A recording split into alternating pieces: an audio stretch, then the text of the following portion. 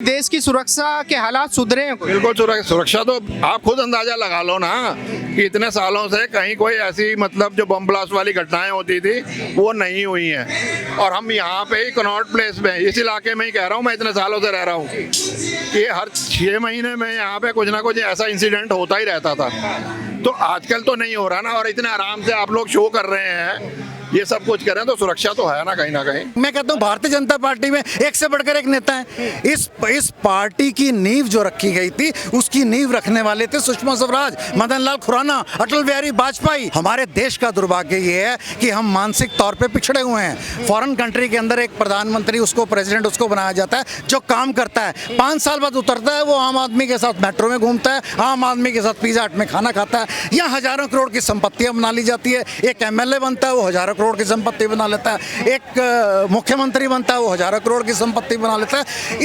इस VIP culture को तोड़ने की बात है। आम आदमी के बारे में, गरीब आदमी के बारे में, एक मजदूर के बारे में, एक किसान के बारे में आप ये देखिए ना। मैं आप बताता हूँ, यहाँ पे पटरी लगाते हैं लोग, अभी यहाँ पे MCD के लोग पैसे इकट्ठा करने आ जाएंगे, अभी यहाँ पे पुलिस वाले पैसे इकट्ठा करने आ जाएंगे। जो अगर बड़ी गाड़ी में आएगा उसको पुलिस वाला सलूट मारेगा। इस VIP कल्चर को खत्म करने की, लॉ रिफॉर्म्स बनाने की, पुलिस रिफॉर्म्स बनाने की, इस सिस्टम को, मेरी लड़ाई किसी BJP कांग्रेस से नहीं है, मेरी लड़ाई सिस्टम से है। इस सिस्टम को बदलना पड़ेगा ताकि हर आदमी को समान अधिकार मिले, हर आदमी को इज्जत की रोटी मिले। 10 घंटे 12 घंटे का सफर 6 घंटे में खत्म हो रहा है। ये डेवलपमेंट नहीं है। एक अकेला मोदी और सारे एक हो गए। कौन डरा हुआ तुम बताओ, कौन डर के एक हुआ है? आज से कई साल पहले जब 500 रुपए का सिलेंडर था, एक सिलेंडर के लिए 1 महीना इंतजार करना पड़ता था। 500 का सिलेंडर मिलता था लेकिन 1 महीना बाद मिलता था। वो दिन भूल गए आदमी। और आज जो सेवा उठा रहा है, फोन किया घर पे सिलेंडर डिलीवरी, ये सेवा भी चाहिए। मोदी हमेशा चुनाव जब भी लड़ता है डेवलपमेंट के मुद्दे पे लड़ता है, उस मुद्दे पे कोई आता नहीं है। लेकिन महागठबंधन तो बता रहा है कि मोदी जी ने देश को बहलाने फुसलाने के सिवाय किया क्या है? महागठबंधन नहीं है, वो ठगबंधन है। वो ठगबंधन है, वो कामयाब नहीं होगा। जैसे 2019 में हुआ था ना, ऐसे 2024 में बिल्कुल सफाया हो जाएगा।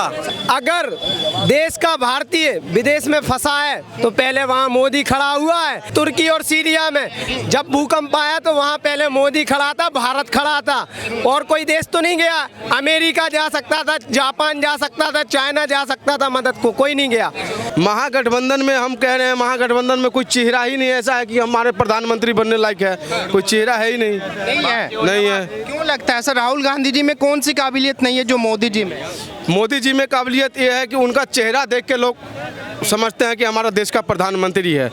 कहीं भी जाते हैं तो उन्हें इज्जत सम्मान दिया जाता है। तो इससे बड़े क्या चीज़ चाहिए? हमारे देश के लिए इतना बड़ा बड़ा काम किया है, कोई आज तक प्रधानमंत्री खुल के नहीं बोला है। हाँ, उन्होंने खुल के बोला है और खुल के काम भी किया है, और इसमें कोई दोहराई नहीं है। इसीलिए लोग चाहते हैं, बच्चा बच्चा को पूछ लो तो आज मोदी जी है। ऐसे तो राहुल जी भी बता रहे हैं कि भाई मोदी जी हमसे बड़े देशभक्त नहीं हो सकते, जो हमने किया है मोदी जी कभी नहीं कर पाएंगे। राहुल गांधी का कहीं की सदस्यता बना है, कहीं का मुख्यमंत्री रहे, प्रधानमंत्री रहे, कभी बने हैं इतने सालों में। 52 साल 54 साल के हो गए, 2 बार मौका मिला फिर भी नहीं बन पाए। तो आप क्या उनको जनता बनाएंगे? आज तक बच्चा से भी पूछो तो कोई राहुल गांधी का कहेगा ही नहीं कि वो प्रधानमंत्री बनेगा। कांग्रेस बता रही है कि हम सत्ता के लालची नहीं है, इसी वजह से हमने राहुल गांधी जी को कभी मंत्री नहीं बनाया। अगर सत्ता के लालची नहीं तो क्यों प्रधानमंत्री बनाने का ख्वाब देख रहे हो आप? छोड़ दो उनको, हटा दो उनको। कोई पैसे की थोड़ी दिक्कत है, वो तो शुरू से राजा है। सही बात है। अब हमारे देश का विकास करने के लिए प्रधानमंत्री के ऊपर छोड़ दो, हमारा देश का अच्छा। कांग्रेस बोले कि देश बचाने के लिए राहुल गांधी जी फील्ड में उतरे। हमारा देश कब बिगड़ा जो वो बचाने के लिए फील्ड में उतरा है? हमारा देश तो 2014 से आबाद हो गए और बहुत बढ़िया हो गए। आज कि मोदी जी चला नहीं पा रहे, खुल के बोल रहे हैं ना, मोदी जी के वजह से ही बोल रहे हैं। नहीं तो आज 15 अगस्त होता ना, 15 अगस्त के समय में तो एक आदमी को खड़ा भी होना डर लगता था। उधर बैग फेंका हुआ, उधर बैग फेंका, डर से भाग जाते थे यहाँ पे। हाँ जी, बढ़िया बात कर रहे हैं हम। 2014 के बाद गुंडागर्दी, देश में घुसखोरी कितने कम हुए हैं। इन्हीं लिए मोदी जी को चाहते हैं सारी जनता, इसीलिए चाहते। जी हाँ। क्या नाम होगा? मेरा नाम शिवानंद है, आगरे का रहने वाला हूं मैं। अच्छा शिवानंद जी, ये बताइए 2024 में जो चुनाव हुआ है, किसको चाहते हैं कि कौन प्रधानमंत्री बनना चाहिए? योगी योगी जी। योगी जी। क्यों योगी जी क्यों चाहिए? मोदी ये बनना चाहिए बस। योगी इसलिए चाहिए, कोई योगी अच्छा कर रहा है। अच्छा कर रहा है। यूपी के अंदर भी बढ़िया कर रहा है और काफी शहरों में हर जगह सुविधा दे रहा है योगी।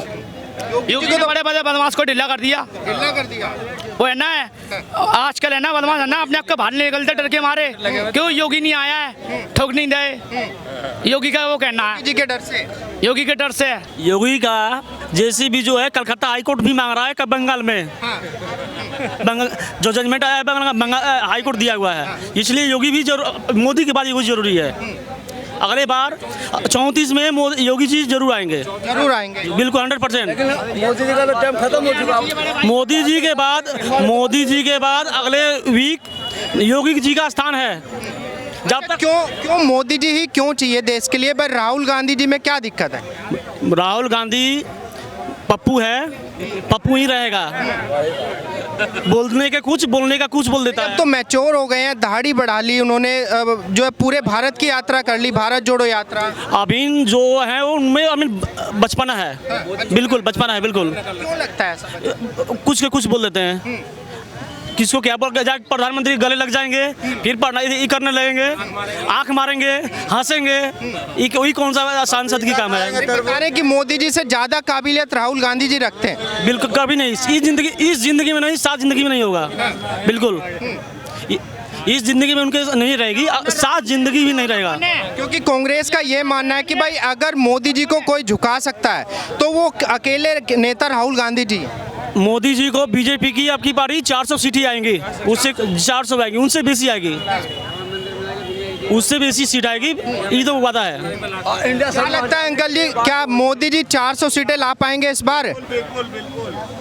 नहीं जी। क्यों लगता है कि 400 नहीं ला पाएंगे इस बार? क्योंकि हिंदुस्तान के लोग इतने भूखे हैं, उनको फ्री का चाहिएगा, जो फ्री का देगा वो उसके साथ हो लेंगे, इसलिए 400 सीटें नहीं ला पाएंगे। अब कर्नाटक गवर्नमेंट ने एक अनाउंसमेंट कर दी है, हमने जो जनता से वादे किए हैं वो पूरे करने हैं, हमारे पास विकास के काम के लिए पैसे नहीं है। अब फ्री बटेगा तो विकास का काम कैसे होगा?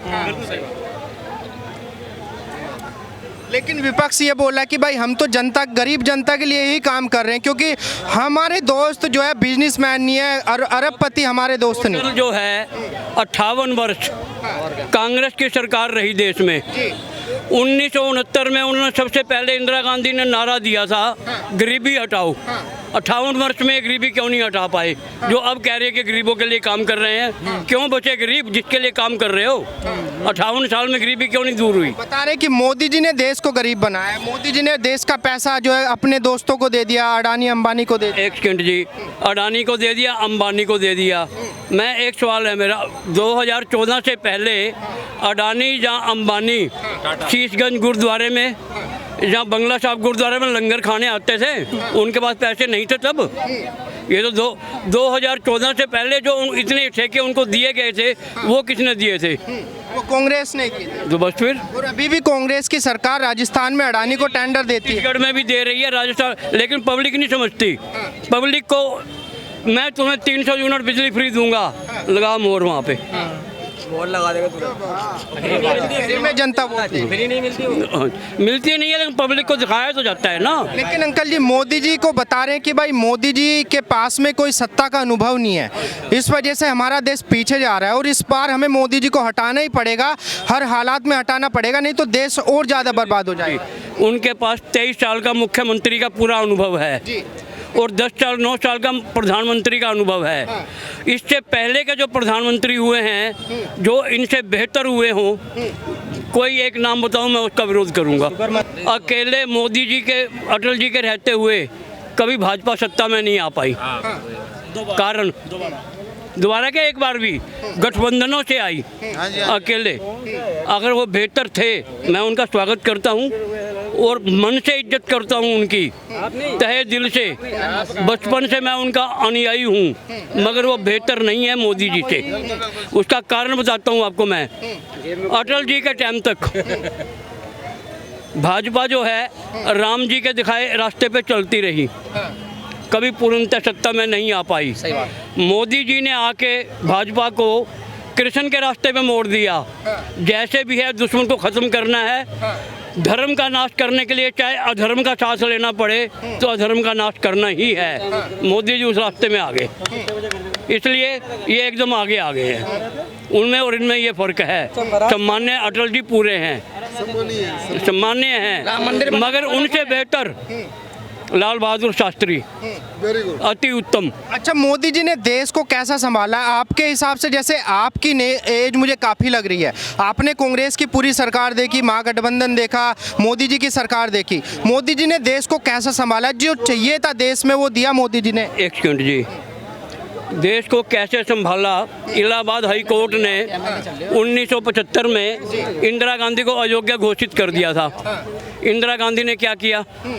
देश पे इमरजेंसी ठोप दी, सबको, नेताओं को, पत्रकारों को, अखबार वालों को, सबको बंद कर दिया। अखबार वाले दफ्तरों की लाइटें काट दी गई, लोकतंत्र खतरे में नहीं था। ये इंदिरा गांधी ने किया।